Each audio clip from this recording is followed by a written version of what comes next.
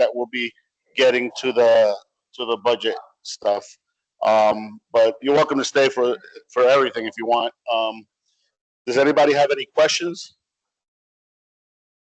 No, what I'll do is I'll be on standby just in case if the meeting ends a lot soon earlier.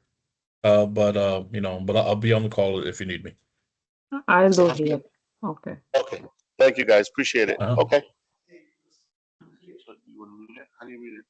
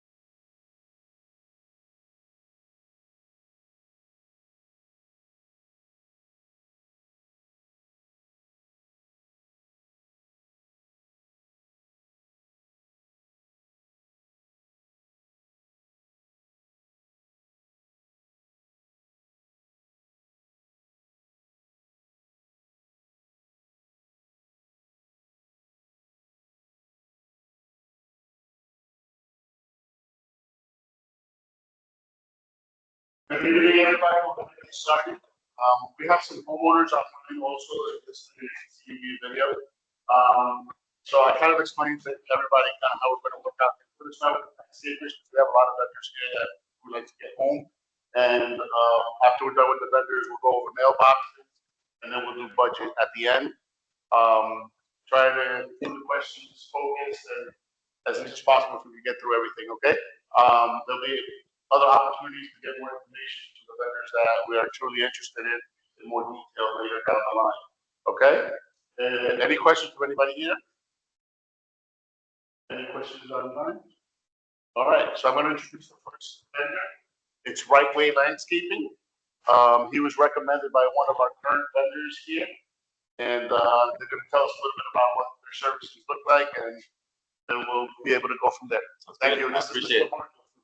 Yes, my name is he's the office manager. So we've been in the business for our whole lives, literally. Like, not the here. Hold it, yeah. Been in the business literally our whole lives. My dad had us on mowers when we were this small. This is all we know. So it's thank God that we're in this position where we can come out here and still serve the community and do our best and do what we know. We do everything in-house.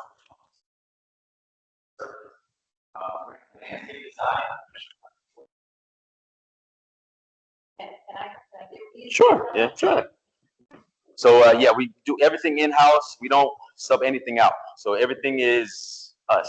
So I'm the business owner, but I do get my hands dirty. I am hands-on. I know what people want. Customer service is our main thing. As Herman and property managers, I know we don't like emails. We don't like phone calls. We don't want complaints. So with time, we figured out, what people want, what people expect. You got patios in the backyard. You want them blown up. You want porches. You want pool areas cleaned. You want them, just everything that's expected. Bushes are trimmed. flower beds are sprayed. This is what we do. You know what you guys expect. This is how we and then this is my sister Anna. She's the office manager. We're a phone call away. So you know we got irrigation also. If you need irrigation, any repairs, we got 24 to 48 hours to make the repair. Any problem, 24 to 48 hours to to get the complaint taken care of. That's about it. Not a numbers thing. You know, we like to keep it personal. So I'm really big on customer service. I'm huge on that in the office. I like to be person to person, know who I'm talking to, know the office, the management, know who's there. I'm really big on that. So like I tell my brother, it's important to us that we're not doing a numbers game, that when we pick up a property, we know you deal with us. You met Marcos, you deal with Marcos. You met me, you deal with me. You don't have to go through a big office and go to this person, you're going to get a response, you know? That's really important for us. So for us, it's not a quantity, it's a quality in our service and what we give to a company. So we always, our business is word of mouth. We don't have to advertise, word of mouth. That's how we've gotten a lot of our business. That's how my dad got his business, and that's how we've built it, built on, basically our integrity. You know, we go out here, we do work, we do a service on how we would want it. I always tell the guys every day, we have Monday meetings with them, I let them know. I snap on them. I said, I can tell you guys what I expect from you guys because I've been out there in the field and I've done it. So that's how it's easy for me to be able to come and tell you what we expect from our crews, so it's really, like I said, we keep everything in house. We don't like to hire out. So this way we have everything. We have more control. I feel we have more control of the production that we give you guys. In a community, we have a lot of references. We do a lot of big communities. We have. Which community you have to hear? We got Portofino. Portofino. We got what else? Yeah, just Portofino. Really. He does a lot of tree work. He does a lot of other stuff. Yeah. I was just curious. Yeah. Okay. All right. Anybody have any other questions? As we were doing the drive, I was noticing. I kind of did the schedule. I have a quick question. Yes. When you guys finish in the daily basis, how often do you have anything on that? Yes. Do you have Yes. Yes, sir. Yeah, you guys got one, two guys, So what I like to do is I do follow-ups with our communities. So I like to follow up with whoever's in charge and say, hey, would you like to set up a monthly meeting, a walkthrough? Is there any concerns you have going on? When I do wet checks, I like to give a report. We use company cam. We have the guys on field. They take pictures. They take video. I like to give reports. When I have something to complain or bring up to a resident or, a management or about anything about a resident home or anything, I let them know with pictures. This is what the estimate is. This is what we're saying needs to get done. We like to give proof on everything. It's not just our word. We like to show that as well. And I said we have 2 big supervisors that go out and they're constantly, we have one supervisor, that's all he does. Inspections behind the guys. Weekly, he comes through here and makes sure, hey, you guys aren't doing this, this, and this. He uploads it in company camp so I know what the property looks like. So because I'm not out here, I'm in the office. I want to know my eyes are also on this property because I deal with the managers. So I need to know what do I need to bring to their attention. I need to have all that. So to me, it's super important. I'm very, very picky. I went to school for business. I'm very picky on the way we run the business. And I'm, like I said, I'm very personal. I like to deal with it. I like to follow the problem from the beginning to the end. And my thing is, I don't like problems. I'm really big on every Monday, with the guys. So. Pay attention to the small things. Mm-hmm. If you stay on top and control the small things, there ain't going to be a big issue. Pay attention to the small things. Because if we have That's right. by the time we get in touch with the management. Yeah. It's No. a process. Yeah. Before this, you can stay care of your week out. We like to email us, take care of it for that 24 to 48 hours. That's the system that we Yeah. And our guys all our workers, a lot of them speak Spanish. Our supervisors are bilingual, so I'm sorry, are bilingual as well. So, so if there's homeowners that come out and speak Spanish, they don't speak English. We have, we have supervisors that can communicate with them as well. So, Your proposal includes the mulch and what's the mulch and the fertilizer and pest control. I believe, yeah, yep, the fertilizer. The only thing that I didn't see was the irrigation. Correct. Now we have an irrigation cover because we only do irrigation for the townhouses. Okay, We don't do it for the houses. got it. We did that for a while, but people are not really making repairs, and it's kind of counterproductive to do inspections with no repairs. So we do all the irrigation inspections monthly through JL. All right, well, yeah, that's So yeah. he takes care of all that. He's doing a fantastic You are the job. best guy. And that's why we didn't put irrigation on the landscaping contract.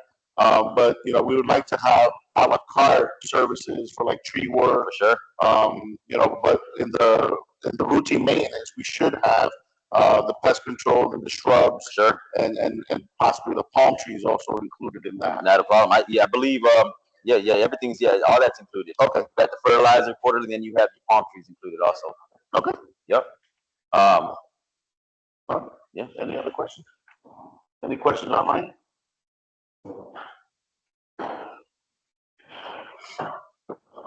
No. Okay.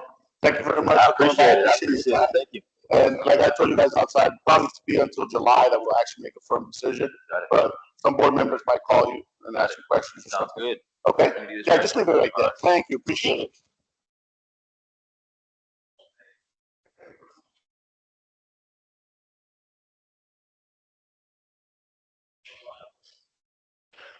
Have a great weekend. All right. Nice meeting you, man. Take care. One.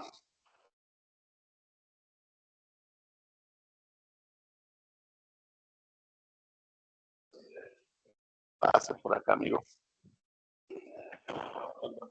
Puedes sentarse ahí si quieres, yo lo voy a introducir rápido. O si quieres, puede ponerse aquí como quieras. All right, everybody. Our next vendor is Blade Runners, which is our current vendor. Juan Rodriguez is here. He'll be telling us a little bit about him, and we'll have opportunity to ask questions. Juan, you can stand up here, Bubba. There's a microphone there. I think it'll pick him up. Let's just stay there. Okay, my name is Juan Rodriguez. I'm the Decones Commercial Landscaping. I don't know how much I gotta tell you guys, before so long right now. I've been working 2 different times over here. This last time for 2 years. And the only thing I can tell you guys is I'm not any sales guy. I'm not coming here to lie and promise you the world because I'm a worker. You can see what we can do here in the property. You can see how we turn this property around when we get it. And especially keeping the property in the way. The proposal that I have right now is the same. On the one on the ladder here, prices. Everything's still the same service. The only thing that I have to change is the price and the mulch because the mulch right now very much. So instead of being $48 for a jar, it's going to be $55 for a jar. But that's something extra that you guys pay when you decide to do the mulch in the property. Other than that, everything is still the same. The meetings that I have with Mario and Herman about some complaints and things that we gotta get better here in the property and working on the stuff. The biggest complaint that I have is the guys is running in the mowers. They go fast in the mowers, so I get new mowers. They have some John Deere's that we can control the speed in those things. And I have a Robert, which is the supervisor here. He's going to start coming more often. He was sick the last few weeks he was out, but we're working and we're trying to do the best for you guys. The other thing that I know about you guys is I sold the company to the bigger company. The name of the company is United Landscaping, but nothing is going to happen for 2 years because as I have to run the company for 2 years to show them that we're making the profit for the much money that we did for the deal. And after that, I'm going to still, related with the company because I only sell the 75% of the company. Right, you say that you sold 75% of the company, Yes. you're staying out for 2 years? I have to stay in management the branch for 2 years. After 2 years, they give me the 30% that they owe me. And after that, I still own 25% of the company. And I guess my team is I stay working with them like a branch manager or something like that, but with less pressure. But for next year, we would always have to, we would be able to stay with you. Yes. Wouldn't get anybody. Yes, it's like I always, I'm the point of contact for everything. I'm the one for complaints or anything you guys need.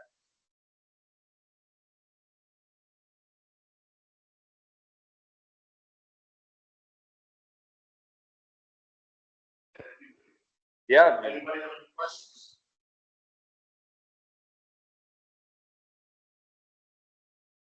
All right, thank you, Juan. okay. Thank you.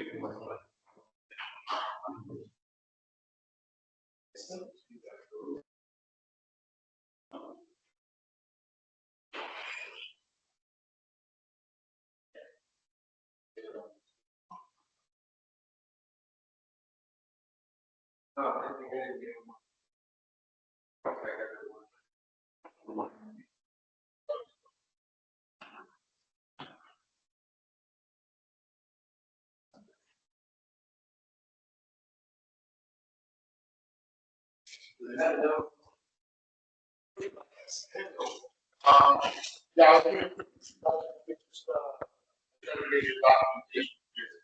I thought everybody had that. And then when you guys, if you three go to speak, try to then share the microphone so everybody on the line can listen for what you guys are.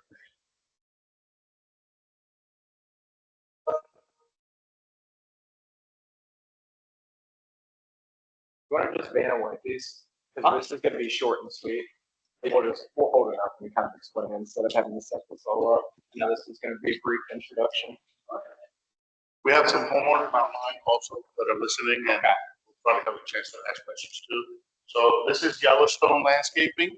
I think you guys have quoted us in the past, but now services have kind of changed. So we brought you guys back for another proposal. Right. Got your name already. I'm Pete. Pete. Yes. Pete, Freddie, and Josiane are from Yellowstone. So I'll give you guys the floor. We'll talk. All right, perfect. Well, just want to open it up and first off, thank you all for having us here tonight. I know this is a brief introduction so you guys can get to know us. Hopefully we get to discuss further and go into more details later on, but really we're here today to talk to you all and hear any questions that you have, and hopefully we can answer those for you. But my name is Pete Whitman. I'm the branch manager at Yellowstone, and I've been with the company.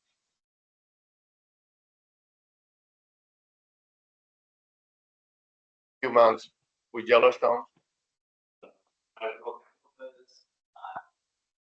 Development manager, and I've been with Yellowstone now 9 years.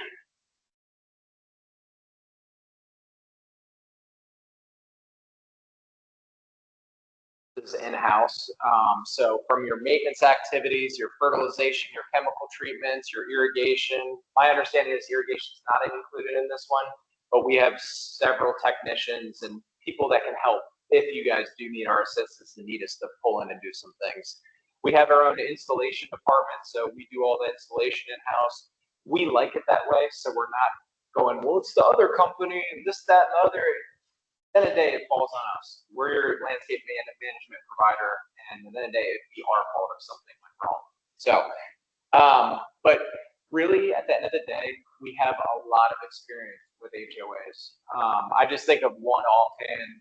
I mean, we've done Reunion for 20 years. I don't know if you guys are familiar with Reunion. Be able to have a contract for that period of time is extremely demanding, and it's not common in this day and age. So work with them for a really long time. The property's beautiful. We're proud of that.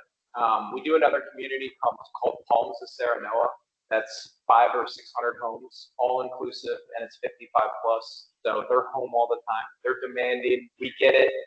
But the success of these communities is using a work order system and communicating with you all. Like I always say, all of us cut grass the same way. Like we have the same machines, the same equipment. Our people is what keeps us separated from rest of the groups that are out there. Like, your homeowners take pride in their landscape.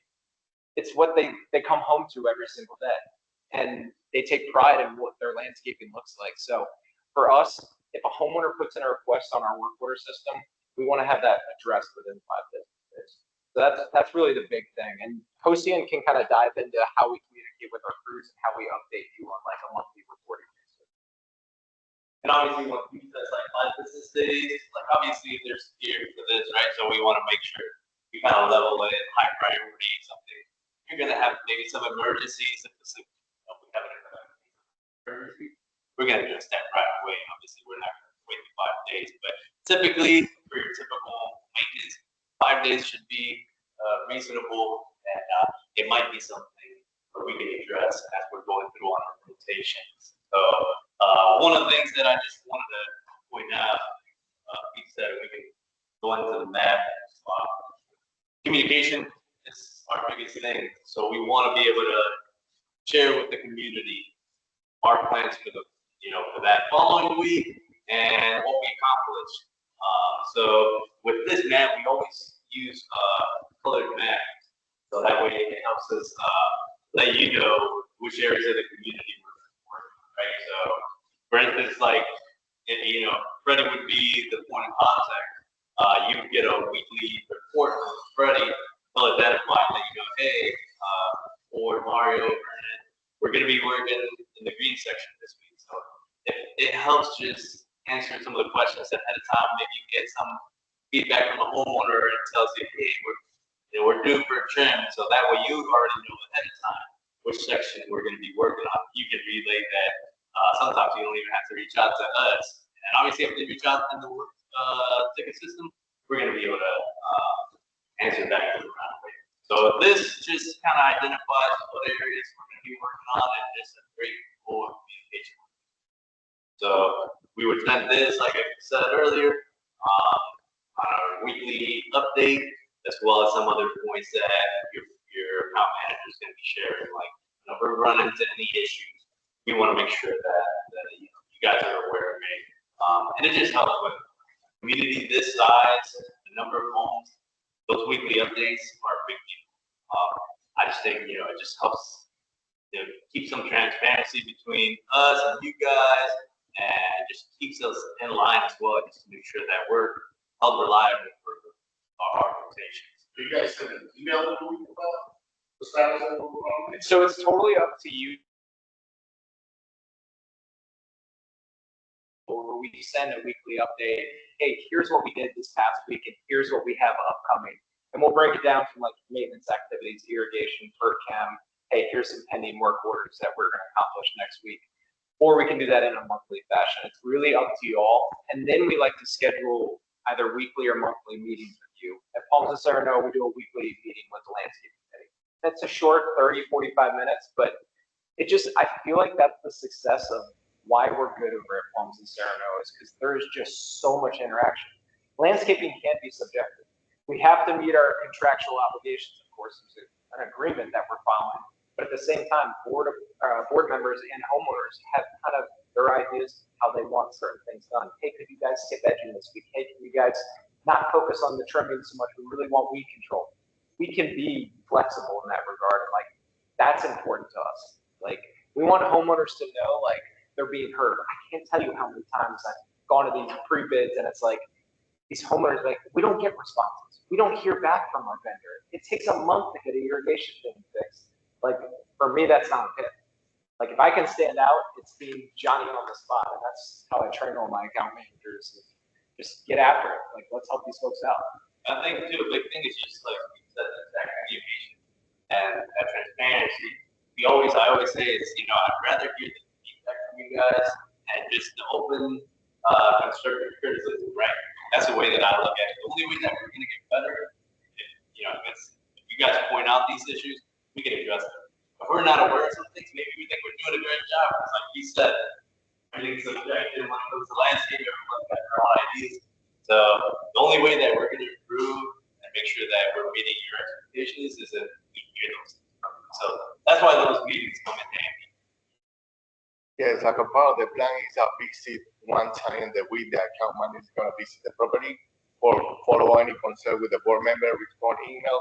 Also, guys, you're gonna have a crew leader with the crew all the time that you can keep in communication with him. Also, what else? Oh, wait.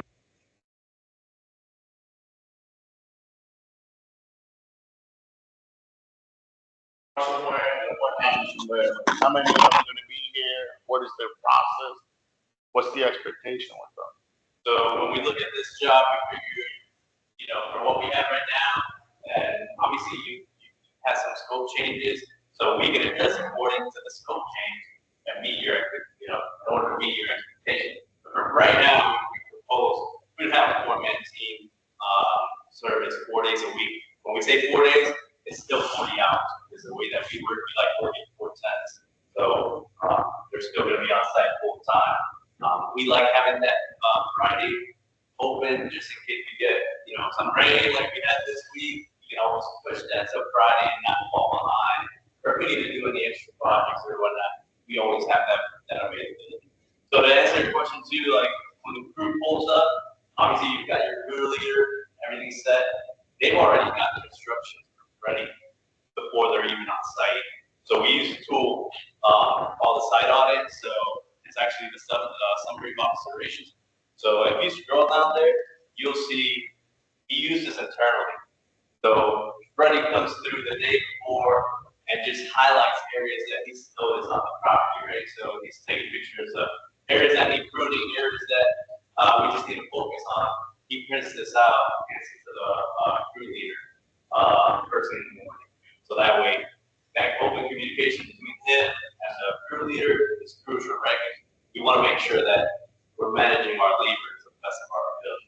I always say like every minute counts when it comes to landscape, so we want to make sure that we set our guys up for success and not just throw guys out here without guidance, and then they're wondering, what am I supposed to do today? We like to keep it somewhat militaristic in that there's organized, there's a plan, and it's not just like, oh, we're gonna trim here, we're gonna do this. Like that's why we utilize those detail maps. So the crew has those in their truck, and so in the morning the account manager gives his site audit to them. Hey, you gotta knock out these punch list items, but also you're detailing section 2 today, and you're also mowing property wide. So they have a clear cut plan of what they're doing. And a good thing would be like section 2, like these color coordinated maps become a big thing to us. Like our guys internally start learning these areas by color or by section. So they already know, like Freddie can go, for instance, to any of the crew members and be like, hey guys, on section 2 or on the red section, make sure you get this and that. So it's something that really comes in handy on our team. And it's funny because they even share this sometimes with some of the board members that come and ask a question. Our guys are always like, oh, on the red section, the yellow section, it's just a really easy way for them to know. Identify exactly. Yeah, I was more interested in, and I appreciate the information you shared, but I was wondering like how they do the routine maintenance, because right now where I live, my day off during the week is my day of cutting my grass. Yep. And these guys come in, they're edging in the morning, disappear for like 3 hours, and come back, and there's clippings everywhere wherever I walk for most of the day. So I really like bite-sized chunks of the community, like having that, hey, here's section, we can do a mow map for you as well. So this is section 1 for the mow map, because I hate hearing that complaint of, there's been grass clippings on the sidewalk for 3 hours, or I just hear those blowers going all day long. It just never seems like they stop. So I really like our guys to focus in one section, and then they move the truck and go to another section, so that section's done. And then you have to finish before you go to lunch too, because I don't like that hour window and the guys eating lunch and stuff just all over the sidewalks for residents. That's what happens now. Then after lunch, they come back and they forgot where the clippings were, so they just mow. Right. They just blow the front and the back. Or it rains and then it sticks to your driveway. That's not great. So what you're saying is, you're getting, let's say, for example, the yellow one, then you're gonna do the first street first, completely done, and then you move on the same yellow, the same day, but go to the other street and so on. That's complete for the our whole- shrub pruning and seed control, but we can create something similar. It may be a similar map that makes sense, but it might be broken into even smaller sections. I think like this yellow section would be too big of an area. I think that would be broken down into probably 2. It's my section. Yeah. Okay. Yeah, so that's important to me personally, is that, we get it the section's done in a timely fashion so that the homeowner doesn't have to sit around in clippings most of the day just because it's landscaping day. The other thing is we've had a lot of problems, even with any landscaping we ever had, is the weeding. You know, plant beds need to be weeded. I know that nobody likes to do manual weeding, but if you guys put the chemicals in a timely fashion, then we shouldn't have any manual weeding to do. But right now, I mean, I just saw 2 plates come in today. Planters that are weeded up. So how do you guys prevent that, handle that? So again, this map really helps with that because we're gonna let you know where we are on the spray cycle. Typically, you know, if you treat weeds, they last about a month. You'll have, you know, within a month, you're only gonna have about this growth. So we're sticking to. Can you get the microphone? Oh, sorry. So if we're sticking to our rotation, we shouldn't have that issue. So as long as we're sticking to this, it should avoid, you know, you'll get your every so often typical, you know, requests, but as long as we're sticking to our rotations, it's gonna keep the weeds under control. And for me, like, I know we said it's, hey, 4 people here, 4 days a week. Like, I'm not as concerned with the number of people here. I'm like quality based. That's how we've always thought of ourselves as a company. That's why we like Fridays open as well. Because I got 150 people that aren't working on Fridays typically. Hey, if I need to send an extra crew, hey, we're behind on weeds. We didn't finish the red section this week.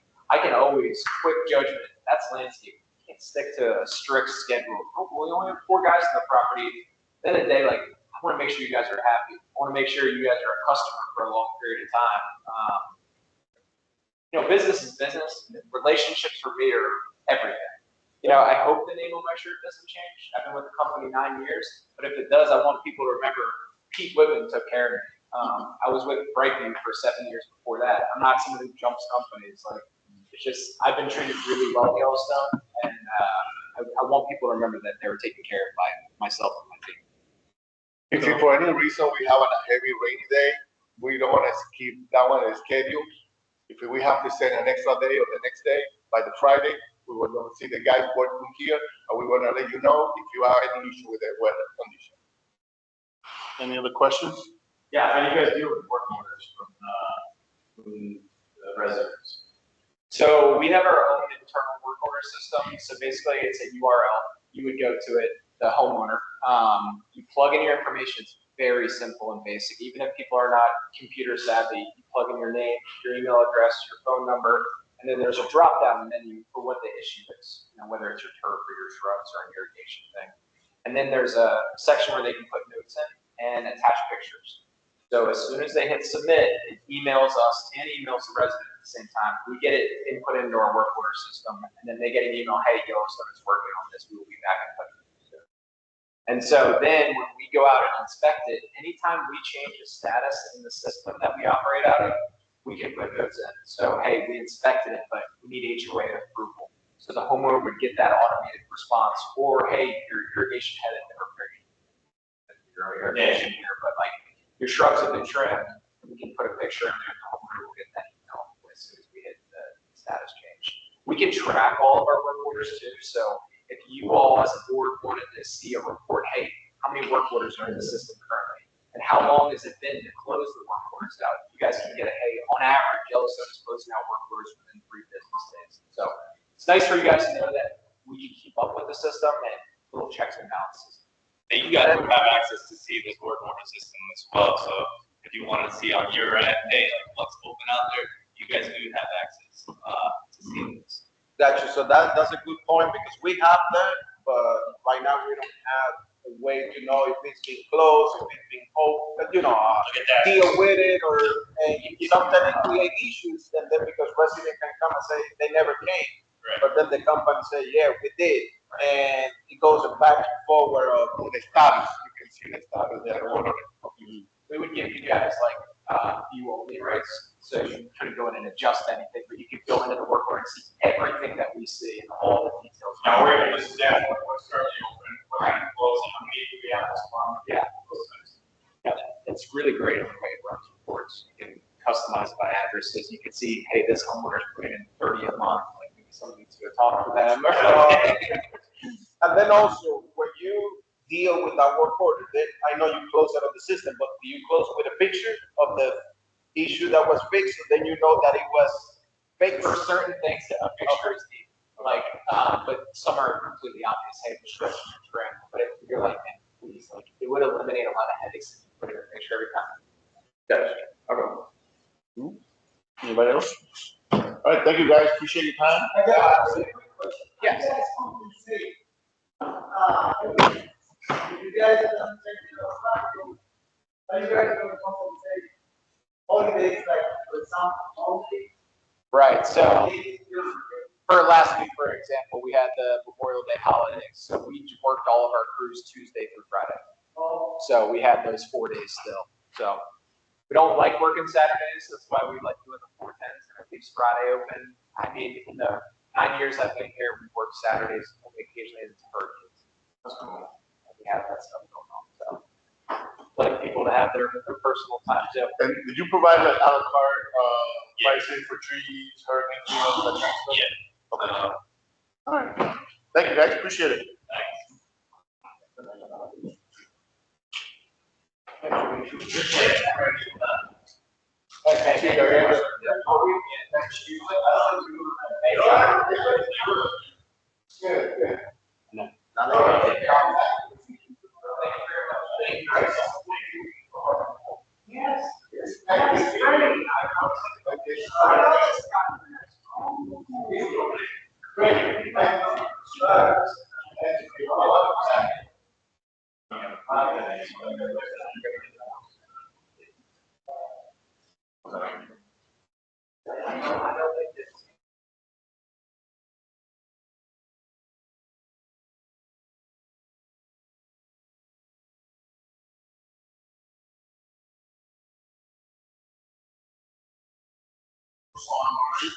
So give them a chance to ask questions.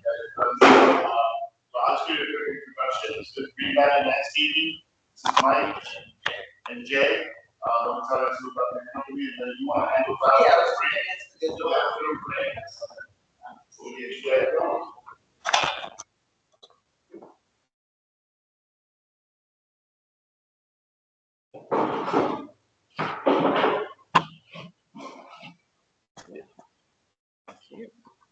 Then you can share it.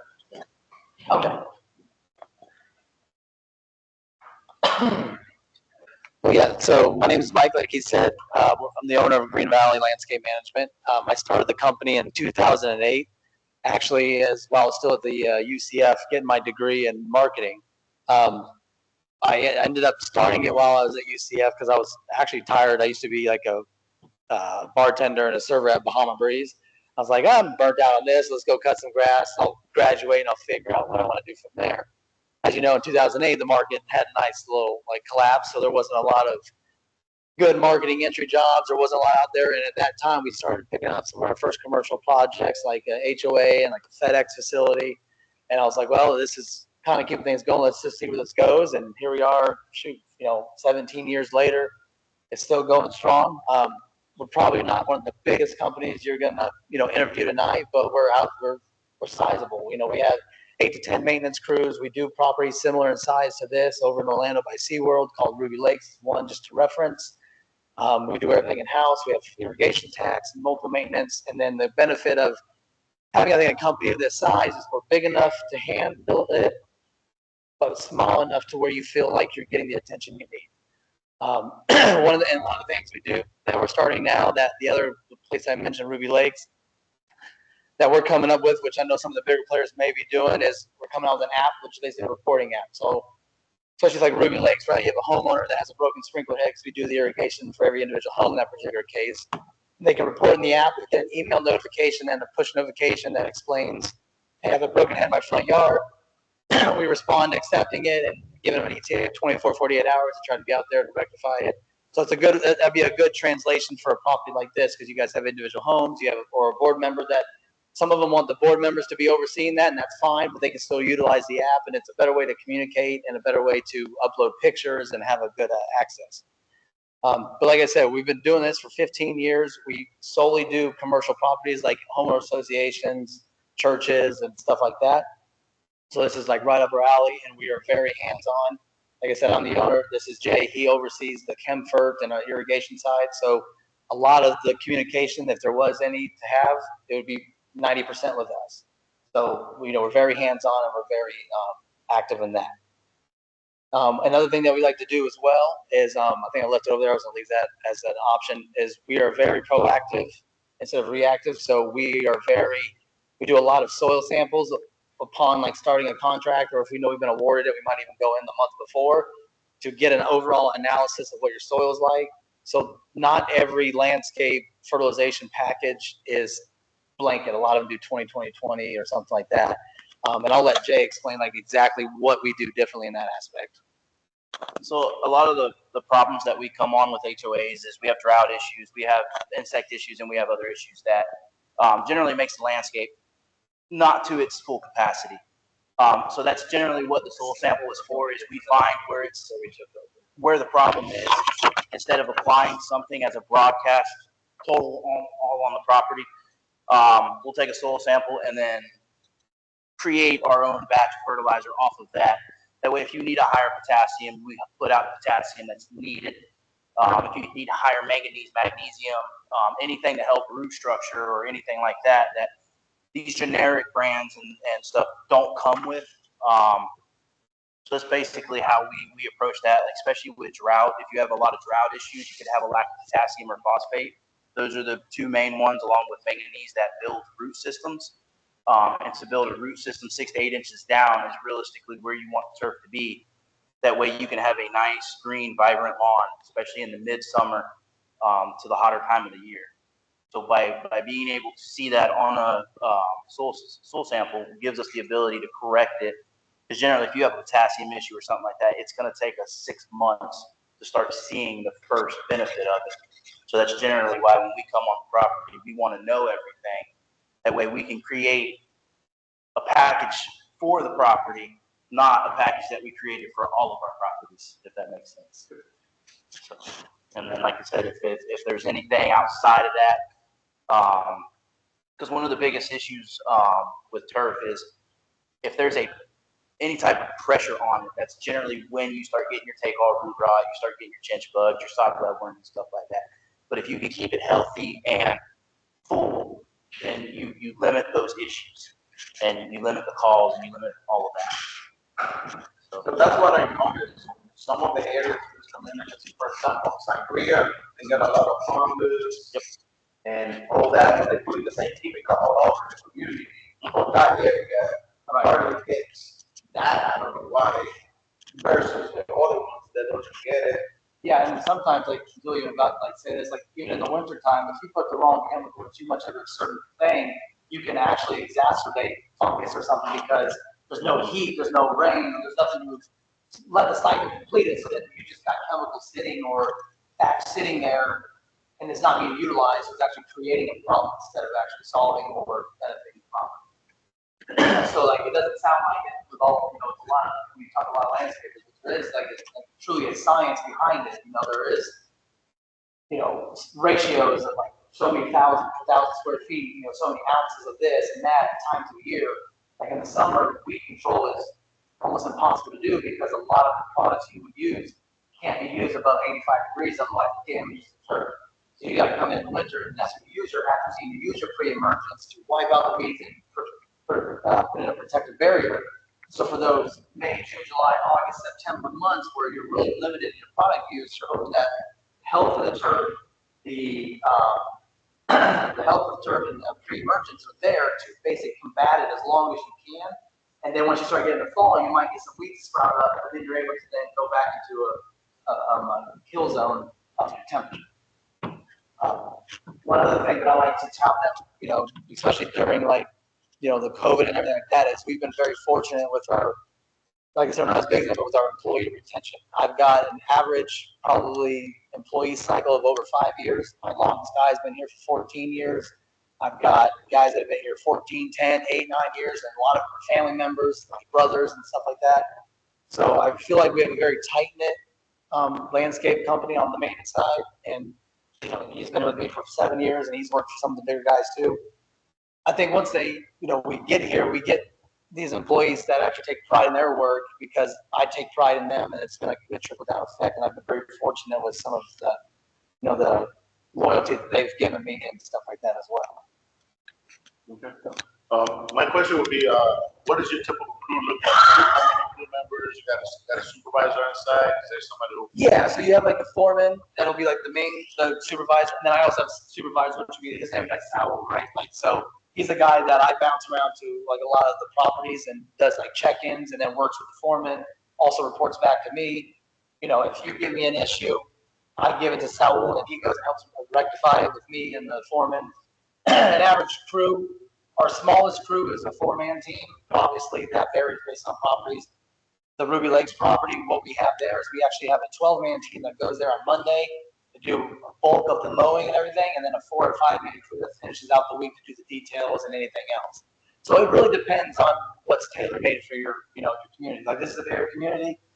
That you guys might be like, I hate that we have a crew here 4 or 5 days a week making noise, even though it's around the neighborhood.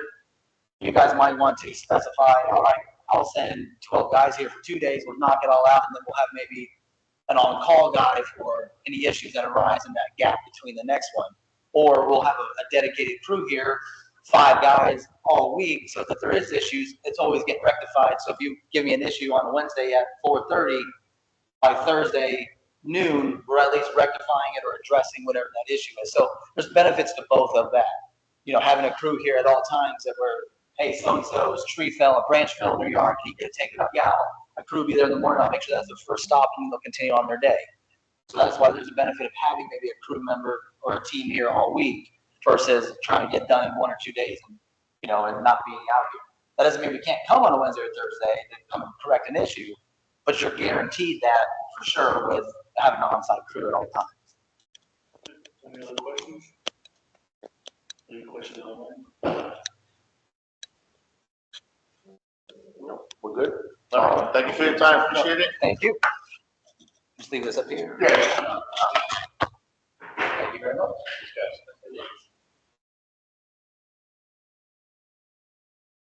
That concludes the landscape part of the workshop. We'll work together with some of the board members and try to maybe get a survey together. You recording this, or is not being recorded? So we'll have the recording from people that could not attend to actually listen to what the members have to say, and we'll probably circulate the survey, try to get some input from the homeowners with who they believe would probably best serve our community. So that being said, we're going to move on to the mailbox issue. So as many of you know, we have some mailboxes in the single-family homes that are deteriorating and looking pretty shabby, and the posts are falling. I think that we discussed at one of the board meetings that maybe we should consider having the HOA make a replacement of these mailboxes and kind of establish a rule where maybe the homeowner moving forward will be responsible for the mailbox. But since we can consolidate the mailboxes into less poles, that maybe the HOA can long term, when the pole breaks, the HOA will replace the pole, but the mailboxes will be the homeowner's responsibility. Right now, I think we discussed replacing the ones that are the oldest in the worst shape and kind of do it in phases to get to the point. Eventually, everyone will have it. Every single family home will have their mailbox replaced. I think parking is an issue here. A lot of people complain about parking. You know, CDD has a rule that you can't park at mailboxes, even on Sundays now. So I think consolidating the mailboxes is a good idea and it'll free up a lot of parking for the people in the single family home, especially for their guests. I already talked to the postmaster. She has kind of created a route for the mail carrier where we could possibly even put all the mailboxes on one single side of the street. Obviously, all these logistics have to be worked out with the company that's going to do the mailboxes, and we need to actually survey but the goal is to consolidate the mailboxes, either 2s to 3s or 4s as appropriate, to try to have parking and hopefully keep them on one side so that the mail carrier can just make one quick scoop through the community and deliver your mail a lot quicker. I've talked to 2 companies. If anybody out there knows any companies that do this kind of work, I'm interested in listening and hearing from them, because I could only find 2 companies that do this kind of work in the area. One is called Foresight, and the other one's called Addresses of Distinction. They both, Addresses of Distinction already provided a quote. And what I did is I quoted just for 50 mailboxes, because that's how we expect maybe lay out the phases, just do 50 at a time until we get through all of them. The other one hasn't provided a proposal yet, but they're in process of getting that together. So once we get the proposals, we'll be able to discuss this at a board meeting. We'll be able to select the vendor, and then we will keep the homeowners educated about what the process is going to look like and when the mailboxes will be replaced and so on. We're looking at different styles of mailboxes. Obviously, we don't want the most expensive ones because we don't want to spend too much money, but we want the best bang for our buck. Basically, a mailbox that's going to last the test of time, right? The mailboxes we have now, they're terrible, but when they put them in, they were already high quality mailboxes. They lasted 20 years, 25 years in some of them. So I don't want to go for the cheapest mailbox, but also not the expensive one. Somewhere in the middle. So we'll have a couple options to choose from so that, we decide which was the most aesthetically pleasing to the community. Any questions on mailboxes? Man, you guys didn't take your Wheaties today. Yeah, Mark. I'll be very honest. The community mailbox, is an honest problem. I want my mailbox to be mine. I do not want I do not want to walk half a block across the street. Used to live in rural, and our mail carrier route was the other side of the street. He wasn't on our side; he wouldn't go down our side. And you would think on a dirt road in the middle of nowhere that you would have a problem. Or I had to dodge every time I'd go to the mill. I wouldn't see anybody. By the time I got halfway across the street, here comes somebody 50 miles an hour down a dirt road. I don't think that's going to happen here, but there is a bit of a danger in doing that. And like I said, I don't care for the beehive mailboxes. I don't care for that. I would prefer to have one in front of my house. So that's my feedback. Yeah. Thank you. Well, everything that I said has nothing to do with beehive mailboxes. You're talking about the consoles that they have in Sangria and they have most of the townhomes. That's not even a consideration right now. We're thinking individual mailboxes, but we're trying to consolidate them in, like I said, 2s or 3s for the sake of parking. I understand. Whether we want to do it on one side or the other side, I mean, that's my suggestion, but obviously the board will take everything into consideration and hopefully make a good decision that suits most of our. I realize I'll be giving feedback again, so that's all. Well, I appreciate that. That's awesome. Anybody else? Hi, I don't know if you guys can hear me. Yes, I can hear you. Okay, cool. The mic was going out a little bit when Mark was talking, so I don't know exactly what he said. But I concur with not the beehive mailboxes. And I guess my question is, for the ones where you say we'll start with the worst ones, it makes sense in theory, but I don't know, would it make more sense to just do one street at a time? Because otherwise they all get like piecemealed, and I don't know. I feel like that's weird, not knowing when your mailbox is going to get done. So if you went street by street, you know that these ones are done in this time frame, especially when it comes to replacing them. If we're going on a loop, let's say every 10 years, you got to figure out which ones were done first, as opposed to, okay, the street happened in June of 2025. Okay. Yeah, I understand what you're saying.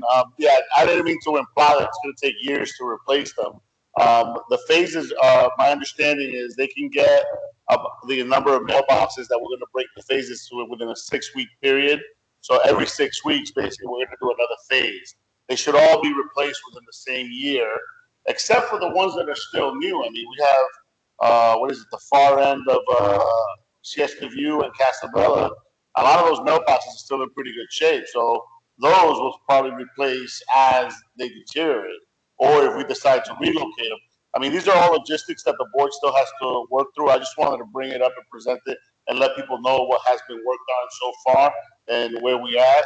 And but the logistics, it's going to involve every homeowner that's going to be affected. The homeowners will know when their mailboxes will be replaced, when the old one will be removed, where it will be located. All that information will be shared as we have it. Okay. Thanks.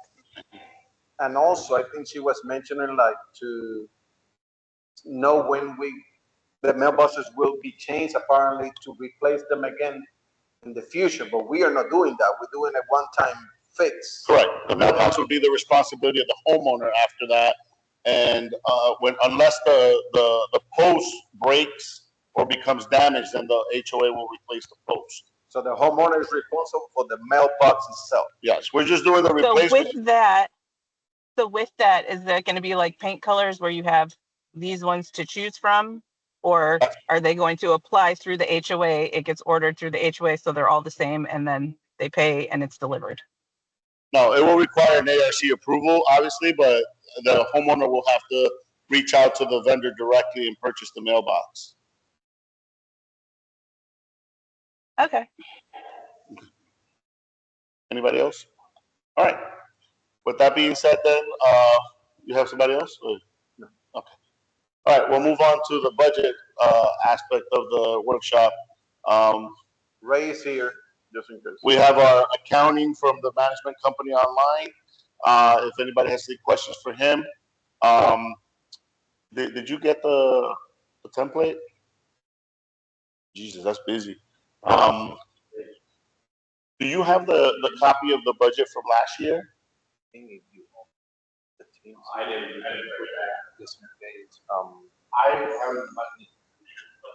You don't have the copy of the budget from last year, though? But I think Ray has it. Can he Yeah, send I it to me? can pull it up on the screen if you need me to.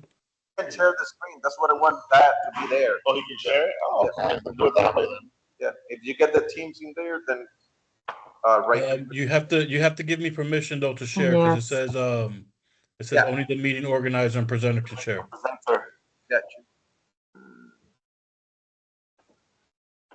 And Ray, what we'll do then, since we're able to do this technologically, maybe you can give us a quick synopsis of where we are financially as a community, and maybe where we're deficient and where we need a little additional help. Maybe that'll help us kind of start the talk.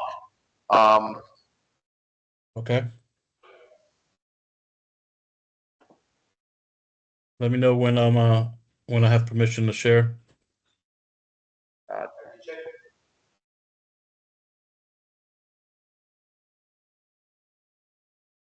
Okay.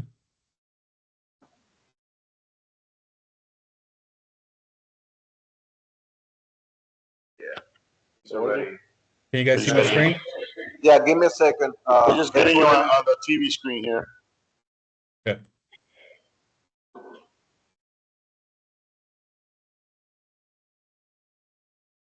I'm gonna come sit over there.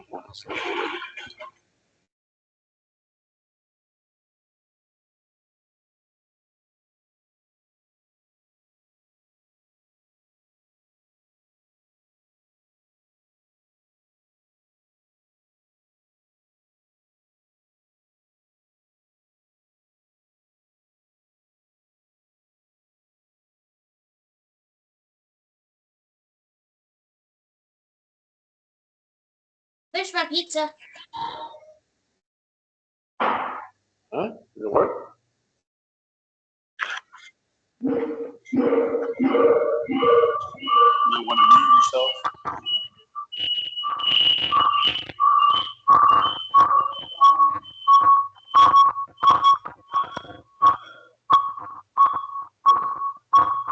Corey. Mute the TV.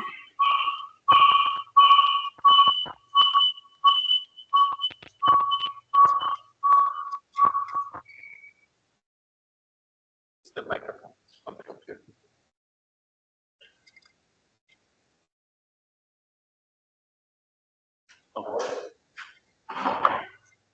All right, can you guys?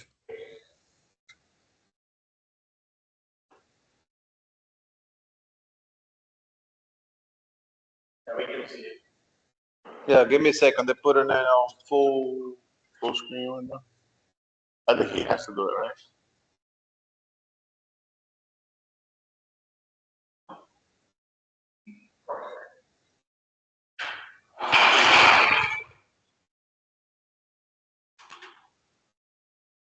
Ray, do you have a full screen option on your end?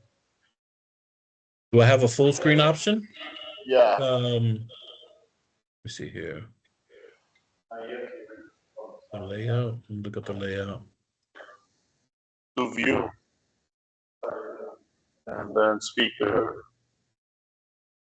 It's bigger. Yeah, but I think Ray has to do it on the inside. On your Microsoft, I think you need to do the full screen on that. No? It looks big enough though. Everybody should be able to see it. Yeah. If there's anybody online that cannot see it or No, online they can see it. okay, yeah, we're fine here. The numbers are big enough. Okay. Okay, just keep in mind, Ray, that we don't see the whole screen. I don't know if that's what If I make it Okay, the whole gotcha. screen, it's gonna shrink it. Gotcha. You'll scroll up. All right, go ahead, Yeah, Ray. so Take it away. I just wanted to make sure. So this is the budget from last year that was approved for 2025. As you can see, the assessments were at 160 for the single families. It was 345 for the townhomes. But I know last year we did a lot of cleanup to make the budget look a little bit better in terms of where the assessments were being posted at and how they were being coded. But so this is the general administration side of it. So here, this is the portion for the most part where I guess everybody pays into. I don't know if you guys plan on adding any lines this year. Obviously, we can discuss that as we start working on the 2026 budget. And then we have here the portion where the single families are paying for the ground maintenance. How much that was, how much of the assessments being collected was going towards that. And then we also down below we have here the townhomes portion of the assessments that are being collected and what they were being expensed to. Down here you have the reserves for the townhomes, how much was being allocated throughout the year. Basically telling you that your expenses on an annual basis were $1.2 million compared to what we were collecting on the assessment. So the goal here is not to make a profit. The goal is here to make sure that the assessments that we're collecting are actually going to our expenses. So as we start moving towards the new budget this year, we can start working on the numbers because I know that there's a timeline in terms of when this budget needs to get approved. Our goal is to have a draft for you within the next week or two. And at that point, the board can start diving in and, maybe, let us know what changes might be coming down the pipeline in terms of any contracts that are expiring, anything that may have an increase for the following year, any special projects that you guys may be having for the following year that we want to include in the budget. We want to get as close as possible and as accurate as possible so that we can get this budget approved in a timely manner. So this is basically a snapshot of what the budget looked like for last year. It's going to look the same once we process the approval. We may have a line or two additional according to what the board wants to do. But besides that, it's pretty self-explanatory, and we can actually dive in more detail of why we're allocating these funds once we get into the budget for 2026. Any questions on this? Ray, can you send us you did last year, like a draft with that, that we can input, information ourselves, and manage numbers? Yes, that is the goal. I'll be working with Patricia on that. We should have those a rough draft for you, hopefully within the next 2 weeks at the latest. I know right now we're in the middle of financials, so we're working on that, but our goal is to get a draft out to you guys as soon as possible. We're going to be using the first 5 months of actuals, so we can see what we spent so far through May and project out what we may spend for the rest of the year. This gives us an idea of what we're looking at for 2026. So once we get those draft numbers up, we can dive in and have meetings if you like to go over the numbers and how you guys want it to look. And again, I just want to make sure that we coordinate this with your community association manager, and we're all in line with terms of any any additional expenditures that we may see within the next year. Ray, you know this stuff, so you said you don't go to the day, so this jumps out at me, but do you know the total expenditure so far that we've had for this year for total? Yes. Give me 1 second. I'm pulling up your financials as of May. It'll give me a number where we're at. Okay, everything looks on target that I see in the breakdown that you had. I just wanted to see if you see the same thing as the total. Absolutely. I believe I sent Scott, I believe Yeah, that's me. the actuals. Yep, I looked, and it's broken down by code, so that's perfect. I just didn't know if you had a total on here as well. Yeah. Now, Ray, do you have that in a spreadsheet rather than a PDF document that I could put in and play with? Yeah, I could definitely send that over to you, and you can let me know. We could send it to you in a spreadsheet, so it gives you a little bit of playroom in terms of how you want to analyze the numbers. Yeah, it'll let me summarize. It'll let me look at, like, are we halfway? Are we using not much? So if I could break it down by 25%, 50%, almost, in June right now, it'll give me a good picture of where we're going to be at the end of the year and what we're using, what we're not using. Yep. So this is our income statement of where we're at as of May. So year to date, here on this column, on the first three columns are numbers for the month of May, and then the next three columns after that will be your year to date numbers, and then the last column is what you budgeted for. So if you look at the budget, if you compared your budget that was approved, this is that column right here at the last end. And then it gives you the variance, year to date variance, and gives you the monthly variance. So on the first part of the income statement, you see that these are all your income accounts. This is what the association is collecting in terms of assessments, any late fee incomes, any interest, any enforcements. This is what the association is currently picking up. So right now we're in line. As of budgeted, we budgeted 103,000 in terms of what we would have collected in assessments. Year to date, we've collected 106,000. And so we're above that number in terms of 20, we're $2,600 over in that area, so that's a good thing. And then this gives Hey, I'm sorry. You said year to date, but that's the monthly you're looking at, right? The 103,000 is for the month. I'm sorry. I'm sorry. That was that's okay. I just want to make sure we're clear about that. My apologies. Yep. But these numbers are really through May are not really complete because we're currently working on the May financials. So if you see that there's some information here missing that hasn't been billed yet, it's because it hasn't been coded yet. So realistically, year to date, we should run the numbers through April so you can see what you spent so far.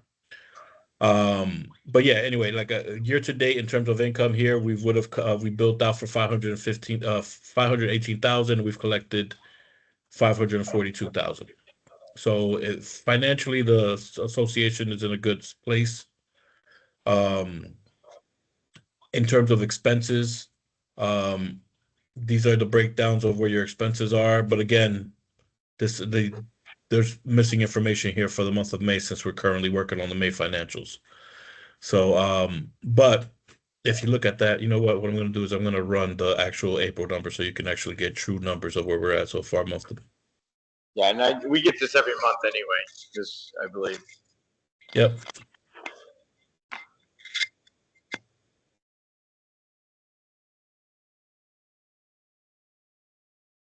So basically, Ray, overall, you're saying that the current budget, based on this year's expenses, is probably on target. Then there's really not. Yes, it is.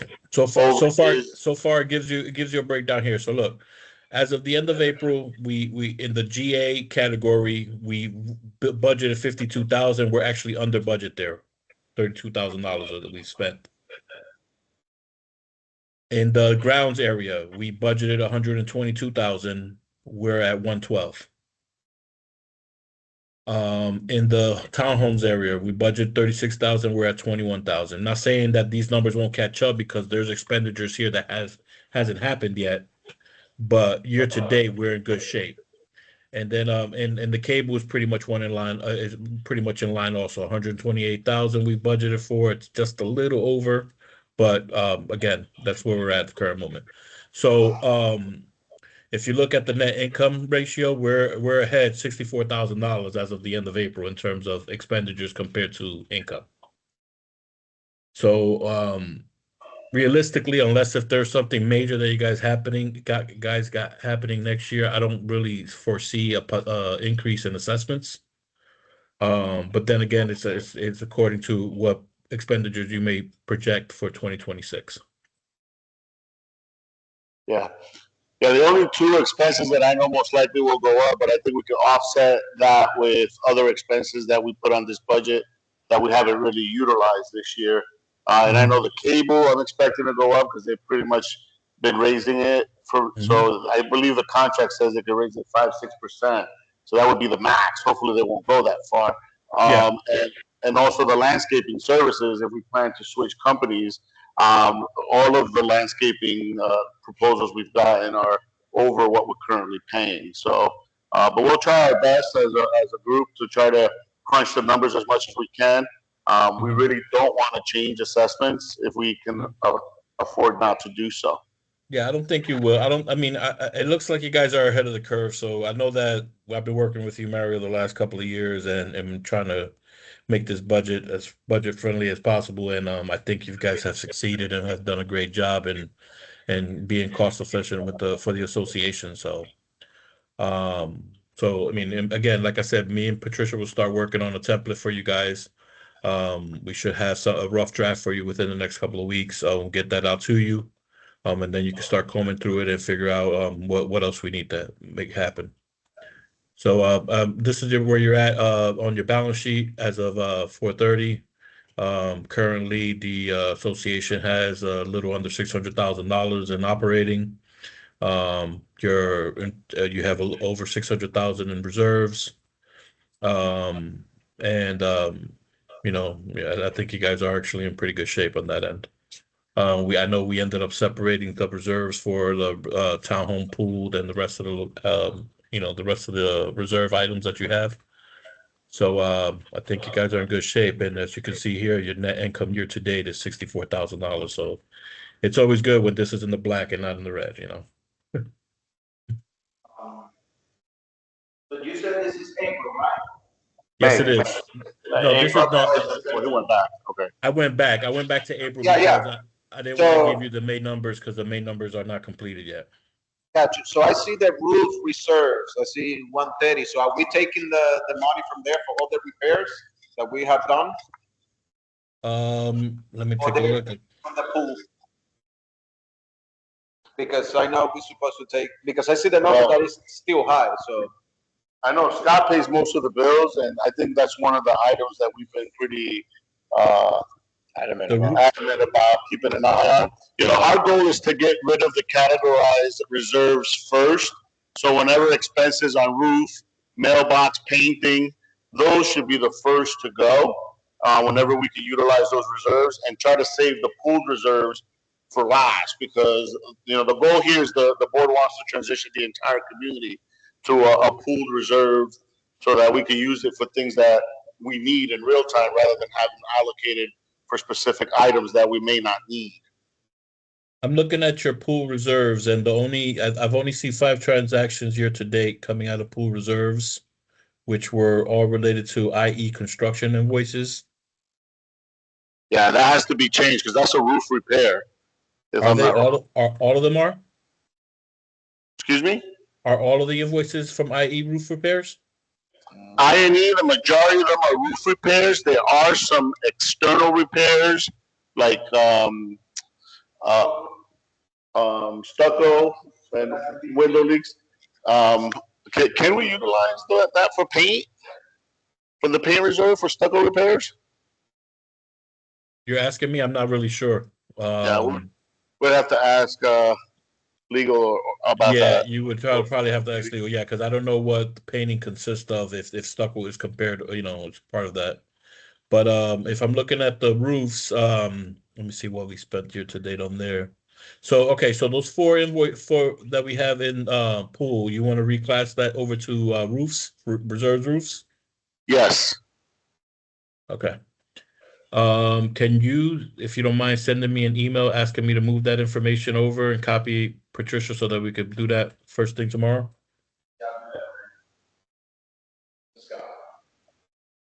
Okay, and then I see from the actual roofs year to date, we spent there were two invoices. One of them was a pretty large one for $33,000 for Fiddler Quality Roofing, and one for IE also.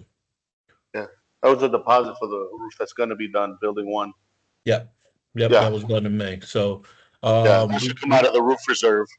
okay. So Patricia, if you don't mind, take note of that. That will be reclassing the invoices that we have in townhome pools, and we can reclass that over to roofs. Yeah, I got the note. Thank you. Okay. Thank you. Is it possible, Ray, that we could do like a short list of the GL codes, the only ones that we're using? Because when I get a GL code list, I get like 10,000 GL codes that we don't use. And I want to be able to get like a reduced one because I don't know how you guys process bills, but sometimes the bills don't get classified properly. I don't know who enters them or how that happens. But I think if they had a template of the ones we use, it'll be easier because sometimes they get classified to stuff I've never even heard of before. Yeah, the CAM normally would use the chart of accounts that you guys have on your budget. There are sometimes where there might be a similar name and they might code it to something different. You know, like in this case, I'm not sure if your community association manager was aware that all that stuff was going to roofing instead of townhome pools. But yeah, no, I can definitely talk to them and just give them the chart of accounts that you guys have on your approved budget, which is just eliminates every other number that's out there besides what you guys are currently using. Yeah, we're gonna try to do that for this next year, so I'm just waiting for the code that people can use. I'm sorry, I didn't hear. It sounded a little muffled there. So,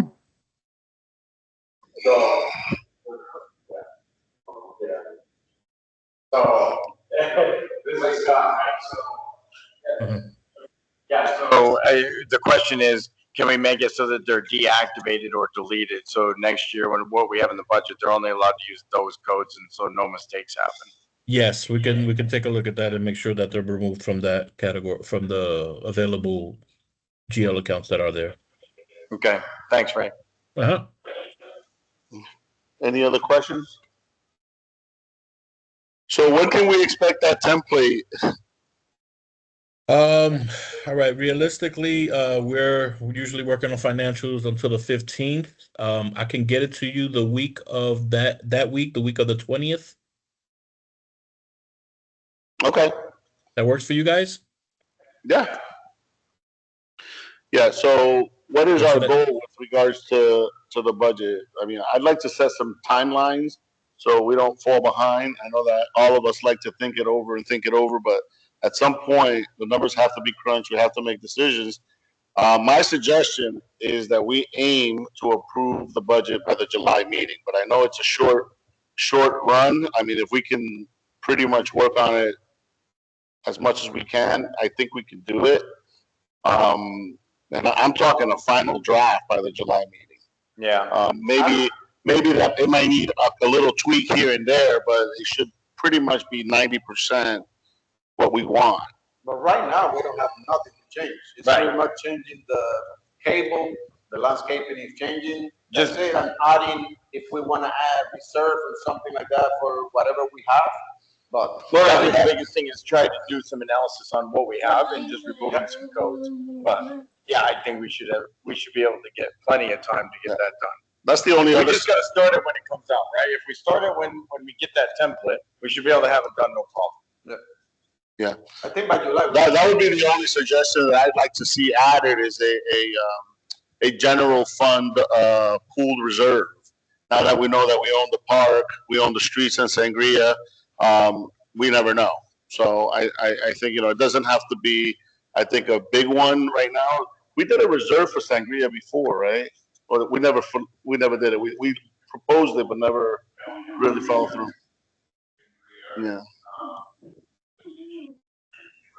Mm-hmm. So I think that would be a good idea for this year. Maybe earmark something that doesn't change the assessment once we get rid of some stuff that's We not. have a common area pool. We did it. It's already there? How much money's in there?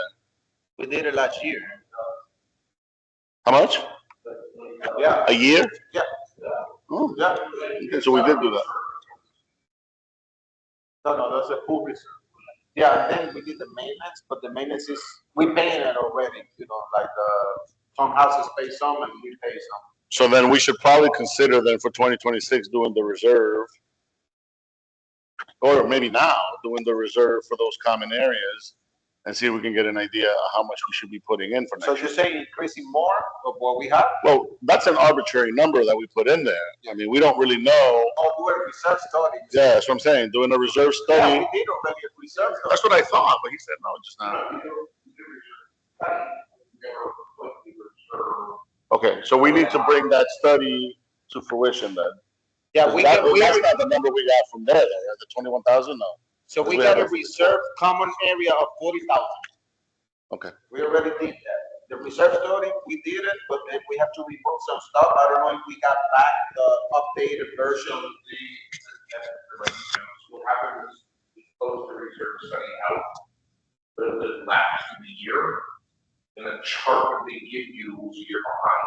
They wanted to know like $400 or $500 to renew the chart, but it was like, why are we paying money to renew the chart when you can just?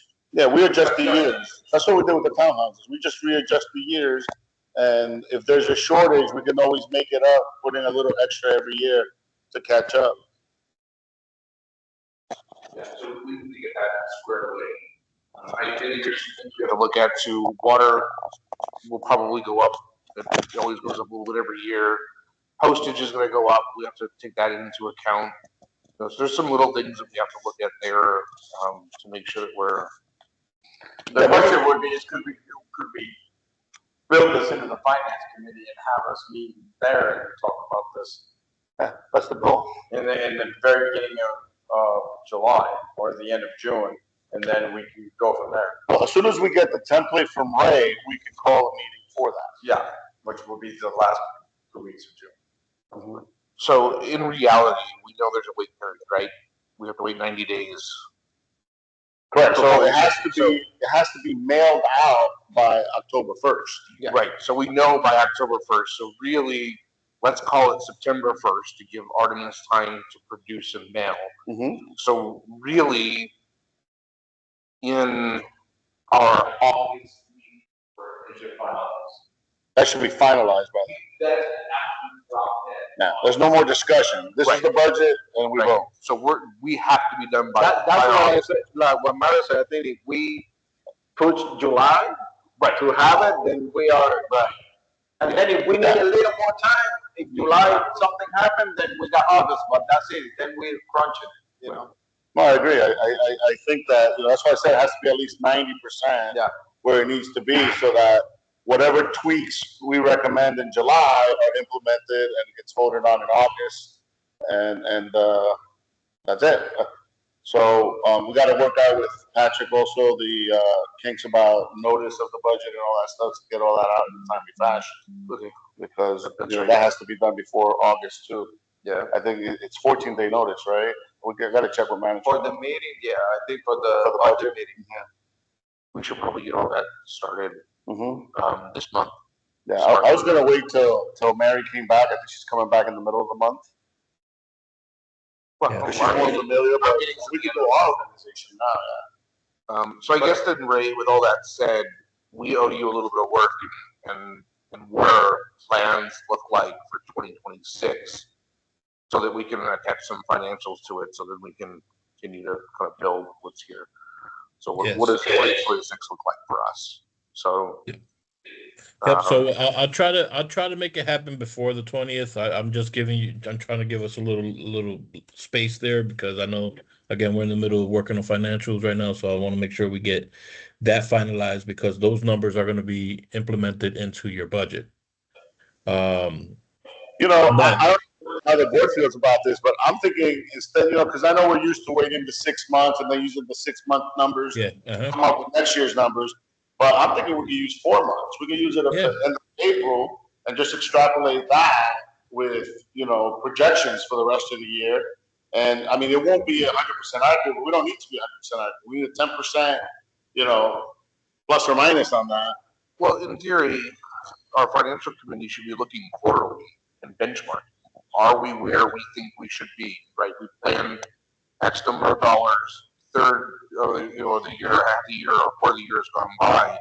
The financial committee should be checking us as a board to say, okay, yeah, we're on par, we're spending adequately, we're overspending, and that may be, for various reasons, or maybe we're underspending and have an opportunity to move money to do projects or do other things that we want. And then that financial committee becomes like our check, right? Make sure that we're gut feeling that we're doing the right thing. And also, what we're doing with all the surplus, what we're planning to have. So, with the budget growing, Ray, can you give me again, what do you think it's a good cushion to have on the side funds in case of an emergency?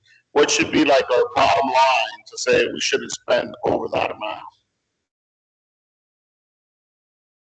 In terms of reserves or regular expenditures? I'm sorry. Because right now there's a bunch of money that's unassigned that they've collected over the years and they really haven't done much with it.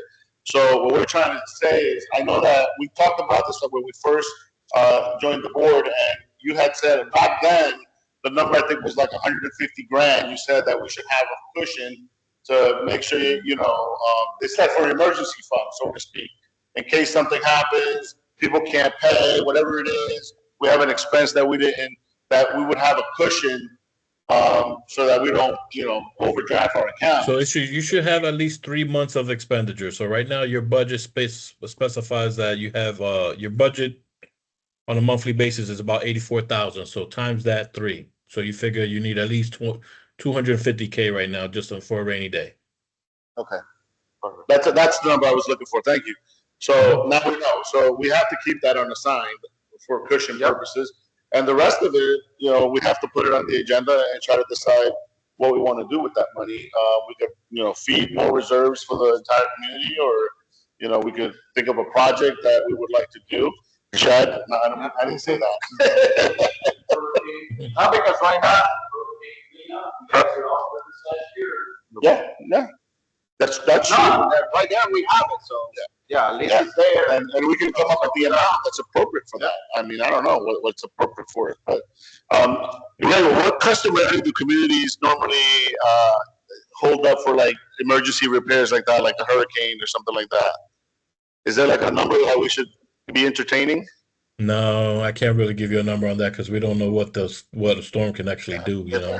I mean, we don't have a lot of assets that are HOA, and the streets that basically have to do sangria in the park. I don't see us needing a lot. What I will do with that money, just put it on the common reserve. Not all of it, but some. So I'll put it on the agenda and we'll figure it out. Yeah, because right now, like what, 600,000? It's like 5 and change. Yeah, 5 and change. So 600,000, then you eliminate 250.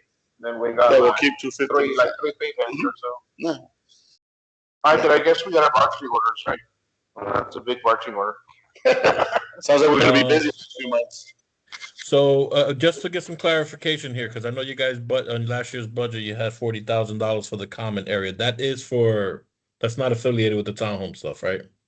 That's just that's everybody. That's just a reserve pool for. That's for Sangria and the park, the common areas that we share. Okay, all right. Just want to get some clarification. The 89 homeowner has to pay for it. Gotcha. Okay, so I mean that's something also that you could possibly increase for next year's budget if you guys, because it doesn't specify what you guys were saving the common area for. It just says common area. And unless if you have it broken down in your reserve study. I think we definitely. Can you share it again? Because it's probably buried in the email. I have to find it. Yeah. When you get a chance to share it with us again, and we'll start to figure out as the finance committee start to figure out like what's a good game plan to catch up with that. Yeah. All right. Yep. And then another idea is, while you sitting that money, maybe you might want to look at possibly investing some of that, like maybe a CDAR account, get some Maybe you can interest. send us an email with more information of investment options. That sounds like a good idea. Yeah, it'll be a safe option. Like we don't like to put obviously the association's money at risk, but we like if you do a CDAR account is protected by the FDIC limits. So you can put as much as you want in there. And they have different terms, 3 months, 6 months, 9 months, a year. And you guys can actually, make that, get a little bit of interest off those funds. Yeah. We have that now though, right? You have ICS accounts, which are you getting a decent rate on, but a CDAR will give you a better rate of return. Okay. Yeah, send us more information on that. See what the rates look like, and maybe we could discuss it at the next board meeting. Okay. Okay. Anything else, guys? Ben, nothing else? All right. Thank you, everybody, for joining. I know that, we didn't have a lot to do today, but I think we did cover a lot. We have a lot of work ahead of us for the next couple of months. Hopefully we can get through the budget season, and then holiday season will be here again. And it starts over. So everybody have a good night. Thank you very much. Any questions on the virtual? No? Everything's good? Not yet. Nobody raised their hand. Okay. So we'll go ahead and conclude the meeting then. Thank you. Everybody have a nice weekend. Thank you guys. Have a good one. Bye-bye.